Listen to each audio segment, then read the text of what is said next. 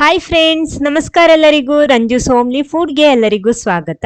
ಇವತ್ತೊಂದು ಮೆಣಸಿನಕಾಯಿ ಬಜ್ಜಿ ಮಾಡ್ತಾ ಇದ್ದೀನಿ. ಏನು ಎಲ್ಲರೂ ಮಾಡೋ ರೆಸಿಪಿ ಅಂತ ನೀವು ಅನ್ಕೋಬಹುದು, ಆದ್ರೆ ಇಲ್ಲಿ ನಾನು ನಿಮಗೆ ಒಂದು ಸೂಪರ್ ಟಿಪ್ಸ್ ಕೂಡ ಹೇಳಿಕೊಡ್ತಾ ಇದ್ದೀನಿ. ಸೂಪರ್ ಟಿಪ್ಸ್ ಜೊತೆ ಈ ರೆಸಿಪಿ ಮಾಡ್ತಾ ಇದ್ದೀನಿ. ಅಂದ್ರೆ ನಾವು ಹೋಟೆಲ್ಗಳಲ್ಲೆಲ್ಲ ಸಿಗುವ ಮೆಣಸಿನಕಾಯಿ ಬಜ್ಜಿ ನೀವು ತಿಂದಿರಬಹುದು, ಅದರ ರುಚಿನೇ ಬೇರೆ. ನಾವು ಎಷ್ಟೇ ಟ್ರೈ ಮಾಡಿದ್ರು ಮನೆಯಲ್ಲಿ ಆ ಒಂದು ಟೇಸ್ಟ್ ಸಿಗೋದಿಲ್ಲ. ಅಂದ್ರೆ ಇದು ನೇರವಾಗಿ ಹೋಟೆಲ್ನವರಲ್ಲೇ ಕೇಳಿ ಮಾಡಿರುವಂತಹ ರೆಸಿಪಿ. ಇದು ಅವರ ಟಿಪ್ಸ್ ನಾನಿಲ್ಲಿ ನಿಮ್ ಜೊತೆ ಶೇರ್ ಮಾಡ್ತಾ ಇರೋದು.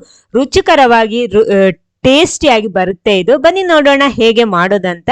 ಆಮೇಲೆ ನೀವು ಫಸ್ಟ್ ಟೈಮ್ ಈ ಚಾನಲ್ ನೋಡ್ತಿದ್ರೆ ಈ ವಿಡಿಯೋದ ಕೆಳಗಡೆ ಕಾಣುವ ಸಬ್ಸ್ಕ್ರೈಬ್ ಬಟನ್ ಕ್ಲಿಕ್ ಮಾಡಿ ಚಾನಲ್ ಸಬ್ಸ್ಕ್ರೈಬ್ ಮಾಡಿ ಸಪೋರ್ಟ್ ಮಾಡಿ. ಅದರ ಪಕ್ಕದಲ್ಲೇ ಇರುವ ಬೆಲ್ ಐಕನ್ ಪ್ರೆಸ್ ಮಾಡಿ, ಅದರಲ್ಲಿ ಬರುವ ಆಲ್ ಆಪ್ಷನ್ಗೂ ಕ್ಲಿಕ್ ಮಾಡಿ. ಹಾಗಿದ್ರೆ ಮಾತ್ರ ನಾನು ಹಾಕುವ ಹೊಸ ವಿಡಿಯೋಸ್ಗಳ ನೋಟಿಫಿಕೇಶನ್ ಎಲ್ಲ ನಿಮ್ಗೆ ಕೂಡ್ಲೇ ಸಿಗುತ್ತೆ. ನೋಡಿ, ಇಲ್ಲಿ ನಾನಿಲ್ಲಿ 3 ಮೆಣಸಿನಕಾಯಿ ಬಜ್ಜಿ ಮೆಣಸಿನಕಾಯಿ ತಗೊಂಡಿದ್ದೀನಿ. ಅಂದ್ರೆ ಚೆನ್ನಾಗಿ ತೊಳೆದು ಉಪಯೋಗಿಸ್ಕೊಳ್ಳಿ. ಮೊದಲು ನೋಡಿ, ನಾನು ಇದನ್ನ ಈ ರೀತಿ ಇದಕ್ಕೆ ಲೈನ್ ಹಾಕ್ತಾ ಇದ್ದೀನಿ. ಇದು ದೊಡ್ಡ ಮೆಣಸಿನಕಾಯಿ.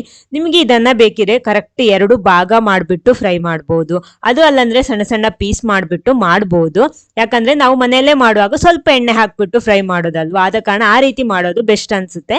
ನಾನು ಇವಾಗ ಇದು ಫುಲ್ ಆಗಿ ತಗೊಂಡಿದ್ದೀನಿ. ನೋಡಿ, ಈ ರೀತಿ ಇದನ್ನೆಲ್ಲ ಮೆಣಸನ್ನ ಈ ರೀತಿ ಮಾಡ್ಬೇಕು. ಆಮೇಲೆ ನಮಗೆ ಬೇಕಾಗಿರೋದು ಮಜ್ಜಿಗೆ, ಹುಳಿ ಮಜ್ಜಿಗೆ ಆಗಿರ್ಬೇಕು, ಚೆನ್ನಾಗಿ ಹುಳಿ ಇರ್ಬೇಕು ಅದು. ಅದಕ್ಕೆ ಸ್ವಲ್ಪ ಉಪ್ಪು ಹಾಕೊಳ್ಳಿ. ಉಪ್ಪು ಅಂದ್ರೆ ಸ್ವಲ್ಪ ಜಾಸ್ತಿನೇ ಇರ್ಲಿ, ಒಳ್ಳೆ ಸ್ಟ್ರಾಂಗ್ ಆಗಿರ್ಬೇಕು ಉಪ್ಪು. ಇನ್ನು ಈ ಮಜ್ಜಿಗೆಯಲ್ಲಿ ಈ ಮೆಣಸಿನಕಾಯಿಯನ್ನ ಹಾಕ್ಬಿಟ್ಟು ಇದನ್ನ ನೆನೆಸಿಡ್ಬೇಕು. ನೋಡಿ, ನಾವು ಮೆಣಸಿನಕಾಯಿ ಸೆಲೆಕ್ಟ್ ಮಾಡುವಾಗ ಆದಷ್ಟು ಸಣ್ಣ ಸಣ್ಣ ಮೆಣಸಿನಕಾಯಿ ತಗೊಳ್ಳಿ, ಅವಾಗ ಫ್ರೈ ಮಾಡೋದಿಕ್ಕೂ ಈಸಿ ಆಗುತ್ತೆ ನಮಗೆ. ಇನ್ನು ಇದನ್ನ ಮಿನಿಮಮ್ 1 ಗಂಟೆ ಆದ್ರೂ ರೆಸ್ಟ್ ಮಾಡ್ಕೊಳ್ಳಿ. ಮ್ಯಾಕ್ಸಿಮಮ್ ನಿಮ್ಗೆ ಎಷ್ಟು ಟೈಮ್ ಇದೆಯೋ ಅಷ್ಟು ಹೊತ್ತು ಮಾಡ್ಬೋದು. 3 ಗಂಟೆ ಎಲ್ಲ ಮಾಡಿದ್ರೆ ಚೆನ್ನಾಗಿ ನೆಂದು ಸಿಗುತ್ತೆ. ಟೈಮ್ ಇಲ್ಲ ಅಂದ್ರೆ 1 ಗಂಟೆ ಆದ್ರೂ ಮಿನಿಮಮ್ ಇದನ್ನ ರೆಸ್ಟ್ ಮಾಡಬೇಕು. ನಾನು ಇದನ್ನ ಮುಚ್ಚಿ ರೆಸ್ಟ್ ಮಾಡ್ತಾ ಇದ್ದೀನಿ. ಅಷ್ಟೊತ್ತಿಗೆ ಮಸಾಲ ರೆಡಿ ಮಾಡೋಣ. 1/4 ಕಪ್ ಕಡಲೆ ಹುಡಿ ಹಾಕ್ತಾ ಇದ್ದೀನಿ ಮಿಕ್ಸಿಂಗ್ ಬೌಲಿಗೆ. 2 ಟೇಬಲ್ ಸ್ಪೂನ್ ಅಕ್ಕಿ ಹುಡಿ ಹಾಕ್ತಾ ಇದ್ದೀನಿ. ನಾನಿಲ್ಲಿ ಸ್ವಲ್ಪ ಪ್ರಮಾಣದಲ್ಲಿ ಮಾಡುದು. ಆಮೇಲೆ ಇದಕ್ಕೆ 1 ಟೇಬಲ್ ಸ್ಪೂನ್ ಅಷ್ಟು ಮೈದಾ ಕೂಡ ಹಾಕೋಬೇಕು. 1/4 ಟೀ ಸ್ಪೂನ್ ಅರಿಶಿನ ಹುಡಿ, 1/4 ಟೀ ಸ್ಪೂನ್ ಜೀರಿಗೆ ಹುಡಿ, ಒಂದು ಅರ್ಧ ಟೀ ಸ್ಪೂನ್ ಅಷ್ಟು ಮೆಣಸಿನ ಹುಡಿ ಹಾಕೊಳ್ಳಿ. ಊಟದ ಜೊತೆ ತಿನ್ನುತ್ತಿದ್ರೆ ಸ್ವಲ್ಪ ಜಾಸ್ತಿ ಹಾಕೋಬಹುದು, ಸ್ಪೈಸಿಯಾಗಿ ಇರಬಹುದು. ಆಮೇಲೆ ಸ್ವಲ್ಪ 1/4 ಟೀ ಸ್ಪೂನ್ ಅಷ್ಟು ಓಂ ಕಾಳನ್ನ ನೋಡಿ ಈ ರೀತಿ ಕೈಯಲ್ಲಿ ಜಜ್ಜಿಬಿಟ್ಟು ಹಾಕೊಳ್ಳಿ, ಅವಾಗ ಫ್ಲೇವರ್ ಚೆನ್ನಾಗಿ ಸಿಗುತ್ತೆ. ಇನ್ನು ಸ್ವಲ್ಪ ಬೇಕಿಂಗ್ ಸೋಡಾ, ಇದು ಆಪ್ಷನಲ್, ಬೇಡ ಅಂದ್ರೆ ಸ್ಕಿಪ್ ಮಾಡಬಹುದು. ಆಮೇಲೆ 1/4 ಟೀ ಸ್ಪೂನ್ ಇಂಗು, ಇಷ್ಟನ್ನ ಹಾಕ್ಬಿಟ್ಟು ಇದನ್ನ ಚೆನ್ನಾಗಿ ಮಿಕ್ಸ್ ಮಾಡ್ಕೊಳ್ಳಿ. ಬೇಕಿಂಗ್ ಸೋಡಾ ನಿಮ್ಗೆ ಬೇಕಿದ್ರೆ ಮಾತ್ರ ಹಾಕೊಳ್ಳಿ, ಅದು ಹಾಕ್ಲೇಬೇಕು ಅಂತ ಏನಿಲ್ಲ, ಇದ್ರೆ ಹಾಕೊಳ್ಳಿ, ಇಲ್ಲ ಅಂದ್ರೂ ಪರವಾಗಿಲ್ಲ. ಇನ್ನು ಇದಕ್ಕೆ ಸ್ವಲ್ಪ ನೀರು ಹಾಕ್ಬಿಟ್ಟು ಮಿಕ್ಸ್ ಮಾಡ್ಕೊಳ್ಳಿ. ಜಾಸ್ತಿ ಹಿಟ್ಟು ನೀರಾಗಿರ್ಬಾರ್ದು, ನೋಡ್ಕೊಂಡು ನೀರು ಸೇರಿಸ್ಕೊಂಡು ಇದನ್ನ ಮಿಕ್ಸ್ ಮಾಡ್ಕೊಳ್ಳಿ. ಗಂಟಿಲ್ಲದೆ ಮಿಕ್ಸ್ ಮಾಡ್ಕೋಬೇಕು.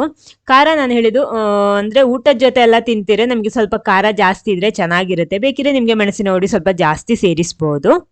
ನೋಡಿ, ಹಿಟ್ಟು ಈ ರೀತಿ ಇರ್ಬೇಕು, ಅಂದ್ರೆ ಸ್ವಲ್ಪ ದಪ್ಪನೇ ಇರಬೇಕು. ನೋಡಿ, ಸ್ಪೂನ್ ಅಲ್ಲಿ ಇಡುವಾಗ ಅದು ಕರೆಕ್ಟ್ ಅಂಟಿ ನಿಲ್ಲುವ ರೀತಿಯಲ್ಲಿ ಇರಬೇಕು. ಸಾಕು. ನೋಡಿ, ಇವಾಗ ಇದು ಕೂಡ 1 ಗಂಟೆ ಕಲ್ದಿದೆ. ನೋಡಿ, ಮೆಣಸು ಈ ರೀತಿ ಇದೆ, ಚೆನ್ನಾಗಿ ನೆಂದಿದೆ. ಇನ್ನು ಇದ್ರಲ್ಲಿರುವ ಈ ಮಜ್ಜಿಗೆನೆಲ್ಲ ತೆಗಿಬೇಕು, ಯಾಕಂದ್ರೆ ಫ್ರೈ ಮಾಡುವಾಗ ಇದರಲ್ಲಿ ನೀರಿನ ಅಂಶ ಇರಬಾರ್ದು. ಇದನ್ನೆಲ್ಲ ತೆಗ್ಬಿಟ್ಟು ಇನ್ನೊಂದು ಪ್ಲೇಟ್ ಅಲ್ಲಿ ಹಾಕಿಡಿ. ಈ ಮೆಣಸನ್ನ ನೋಡಿ ಈ ರೀತಿ ಹಾಕಿ ಇಡ್ತಾ ಇದ್ದೀನಿ. ನಿಮ್ಗೆ ಬೇಕಿದ್ರೆ 2 ಭಾಗ ಮಾಡಿಬಿಟ್ಟು ಫ್ರೈ ಮಾಡ್ಬೋದು, ಅದು ಚೆನ್ನಾಗಿರುತ್ತೆ. ನೋಡಿ, ಹಿಟ್ಟಲ್ಲಿ ಮುಳುಗಿಸಿ ನಿಧಾನ ಫ್ರೈ ಮಾಡಿದ್ರಾಯ್ತು. ಅವಾಗ ಏನಾಗುತ್ತೆ ಅಂದ್ರೆ ಈ ಮೆಣಸು ಚೆನ್ನಾಗಿ ಉಪ್ಪು ಮತ್ತು ಹುಳಿ ಎಳ್ಕೊಂಡು ತಿನ್ನೋದಿಕ್ಕೆ ಸೂಪರ್ ಆಗಿರುತ್ತೆ. ನೋಡಿ, ಈ ರೀತಿ ಫುಲ್ ಆಗಿ ಕವರ್ ಆಗೋ ತನಕ. ನೋಡಿ, ನಾನಿಲ್ಲಿ ಸ್ವಲ್ಪ ಎಣ್ಣೆಯಲ್ಲಿ ಫ್ರೈ ಮಾಡೋದು, ಸ್ವಲ್ಪ ಎಣ್ಣೆ ಹಾಕ್ಬಿಟ್ಟು ಇದನ್ನ ಫ್ರೈ ಮಾಡ್ತೀನಿ. ಆಮೇಲೆ ನಾವು ಸ್ವಲ್ಪ ಎಣ್ಣೆಯಲ್ಲಿ ಫ್ರೈ ಮಾಡೋಕೆ ಏನ್ ಮಾಡ್ಬೇಕು, ಈ ಮೆಣಸನ್ನ ಹಾಕಿದ ಕೂಡಲೇ ಇದ್ರ ಮೇಲ್ಗಡೆ ಈ ರೀತಿ ಎಣ್ಣೆ ಸ್ಪ್ರೆಡ್ ಮಾಡ್ಬೇಕು, ಇಲ್ಲಾಂದ್ರೆ ಆ ಹಿಟ್ಟೆಲ್ಲ ಕೆಳಗಡೆ ಹೋಗ್ಬಿಡುತ್ತೆ. ಈ ರೀತಿ ಮಾಡಿದ್ರೆ ಅಲ್ಲೇ ಅಂಟಿ ನಿಲ್ಲುತ್ತೆ, ಅದು ಫ್ರೈ ಆಗ್ಬಿಟ್ಟು. ಬಿಸಿ ಎಣ್ಣೆ ಈ ರೀತಿ ಮೇಲ್ಗಡೆ ಸ್ಪ್ರೆಡ್ ಮಾಡ್ಕೊಳ್ಳಿ.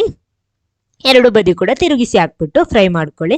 ಮೀಡಿಯಂ ಫ್ಲೇಮ್ ಅಲ್ಲಿ ಇಟ್ಟು ಫ್ರೈ ಮಾಡಬೇಕು, ಯಾಕಂದ್ರೆ ಒಳಗಡೆ ಮೆಣಸು ಕೂಡ ಚೆನ್ನಾಗಿ ಫ್ರೈ ಆಗಬೇಕು. ಆದ ಕಾರಣ ಮೀಡಿಯಂ ಫ್ಲೇಮ್ ಅಲ್ಲಿ ಇಟ್ಟು 2 ಬದಿ ಕೂಡ ಗರಿ ಗರಿಯಾಗಿ ಫ್ರೈ ಮಾಡ್ಕೊಳ್ಳಿ. ನೋಡಿ, ಚೆನ್ನಾಗಿ ಫ್ರೈ ಆಗಿದೆ. ಇವಾಗ ತೆಗಿತಾ ಇದ್ದೀನಿ. 2 ಬದಿ ಕೂಡ ಚೆನ್ನಾಗಿ ಫ್ರೈ ಆಗಿದೆ. ಇದೇ ರೀತಿ ಉಳಿದಿರುವ ಮೆಣಸನ್ನು ಕೂಡ ಫ್ರೈ ಮಾಡಿ ತರ್ತೀನಿ. ಇದನ್ನ ತೆಗ್ಬಿಟ್ಟು ಒಂದು ಟಿಶ್ಯೂ ಪೇಪರ್ ಅಲ್ಲಿ ಹಾಕೊಳ್ಳಿ, ಎಕ್ಸ್ಟ್ರಾ ಎಣ್ಣೆ ಎಲ್ಲ ಹೋಗ್ಬಿಡುತ್ತೆ. ನೋಡಿ, ಇಲ್ಲಿ ಬಿಸಿ ಬಿಸಿ ಮೆಣಸಿನಕಾಯಿ ಬಜ್ಜಿ ಇಲ್ಲಿ ರೆಡಿ ಆಗಿದೆ. ತುಂಬಾ ರುಚಿಕರವಾಗಿರುತ್ತೆ. ಈ ರೀತಿ ಅಂದ್ರೆ ಖಂಡಿತ ಇದನ್ನೊಂದ್ಸಲ ಟ್ರೈ ಮಾಡಿ ಟೇಸ್ಟ್ ಮಾಡಿ ನೋಡಿ, ಆವಾಗಲೇ ನಿಮ್ಗೆ ಗೊತ್ತಾಗುತ್ತೆ. ಆಮೇಲೆ ಈ ವಿಡಿಯೋ ನಿಮ್ಗೆ ಇಷ್ಟ ಆದ್ರೆ ಖಂಡಿತ ಲೈಕ್ ಮಾಡಿ, ಎಲ್ಲರ ಜೊತೆ ಶೇರ್ ಮಾಡೋದಕ್ಕೂ ಮರಿಬೇಡಿ. Okay, thank you.